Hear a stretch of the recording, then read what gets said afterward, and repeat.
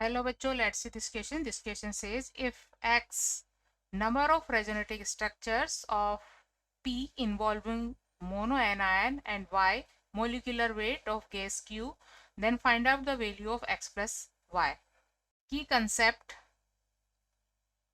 to introduce the main concept of the problem is the removal of hydrogen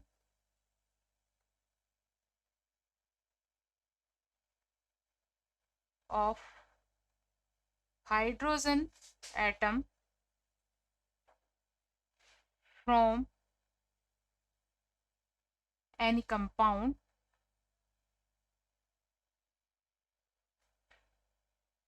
to form an stable aromatic compound, then that hydrogen is non-active hydrogen.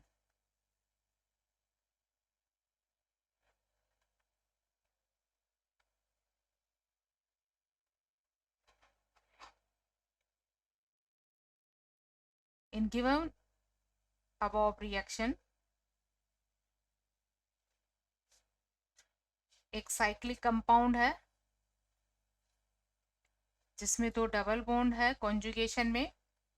इसकी reaction base sodium hydride से करवाने पर इस hydrogen का removal base की presence में होता है क्योंकि ये एक एक्टिव हाइड्रोजन है और इस हाइड्रोजन के हटने से, रिमूव होने से एक ऐसे कंपाउंड का फॉर्मेशन होता है जो बहुत ही स्टेबल है और एरोमेटिक है. यहाँ negative charge with lone pair of electron. तो इस कंपाउंड में टोटल 6 इलेक्ट्रॉन है, एक दूसरे के कॉन्जुगेशन में है. पूरा कंपाउंड साइक्लिक कॉन्जुगेशन में है, प्लेनर है, इसलिए ये हकल रूल के अकॉर्डिंग एक एरोमेटिक कंपाउंड है और एरोमेटिक कंपाउंड काफ़ी ज़्यादा स्टेबल होते हैं. इसलिए इस हाइड्रोजन का रिमूवल होगा हाइड्रोजन गैस की फॉर्म में. इस तरह से जो ये एरोमेटिक कंपाउंड बना है साइक्लोपेंट डाई इनाइल, इसकी डिफरेंट रेजोनेटिक स्ट्रक्चर्स ड्रॉ की जा सकती है. डिफरेंट इलेक्ट्रॉनिक स्ट्रक्चर्स ऑफ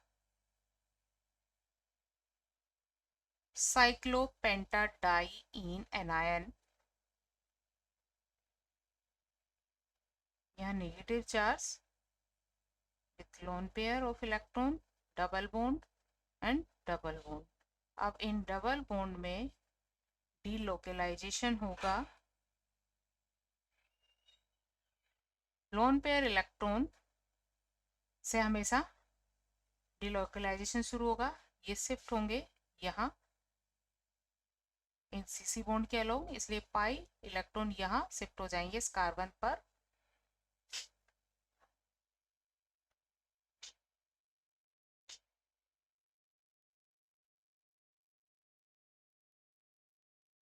और एक नई रेजोनेटिक स्ट्रक्चर बनेगी जिसमें यहाँ डबल बॉन्ड होगा, यहाँ नेगेटिव चार्ज होगा और यहाँ एक और डबल बॉन्ड.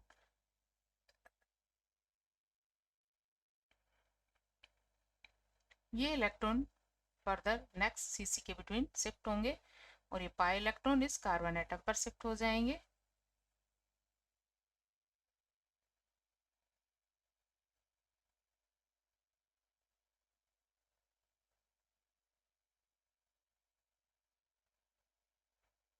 यहाँ नेगेटिव चार्ज, यहाँ डबल बॉन्ड, डबल बॉन्ड.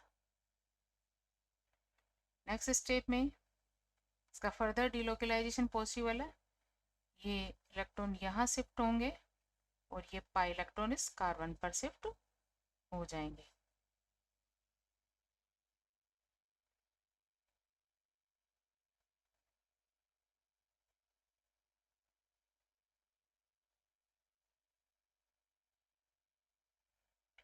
यहाँ नेगेटिव चार्ज, यहाँ डबल बॉन्ड और यहाँ डबल बॉन्ड।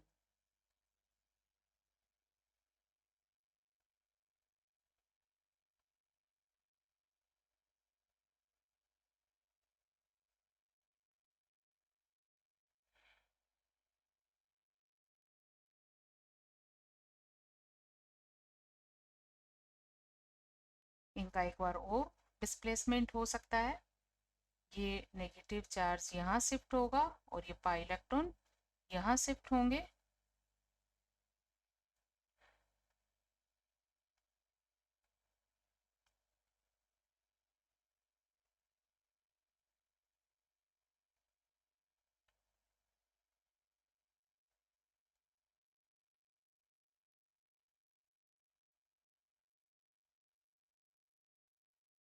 यहाँ नेगेटिव चार्ज, यहाँ डबल बॉन्ड, यहाँ डबल बॉन्ड।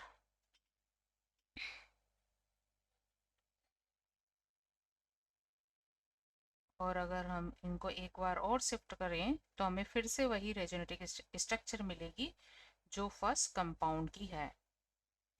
ये इलेक्ट्रॉन यहाँ शिफ्ट होंगे और ये इलेक्ट्रॉन यहाँ शिफ्ट हो जाएंगे।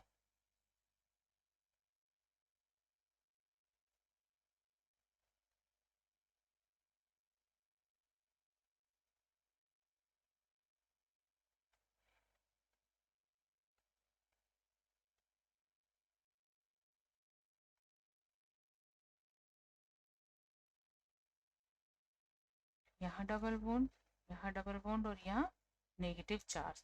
तो इस तरह से इस कंपाउंड की हमें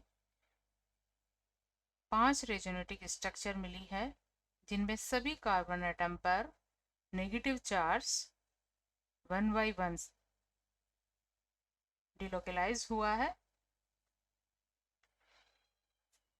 So according to question, X is equal 5 रेजोनेटिक structure बनती है and Y is the weight of the evolved gas. Evolved gas is S2 and its molecular weight is equal to, so X plus Y is equal 5 plus 2 is equal 7.